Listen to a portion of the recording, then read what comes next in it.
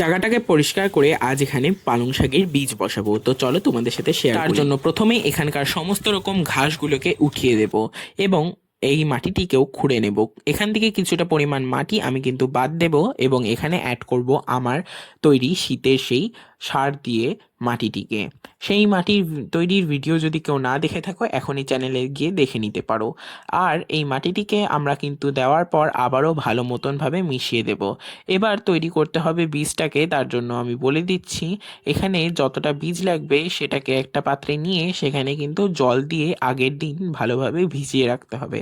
তারপরে যেদিন লাগাবেন সেই বীজটিকে ছেঁকে দেবেন এবং ছেঁকে নেওয়ার পর ভালো ভালো করে বীজগুলিকে মাটিতে ছড়িয়ে দেব।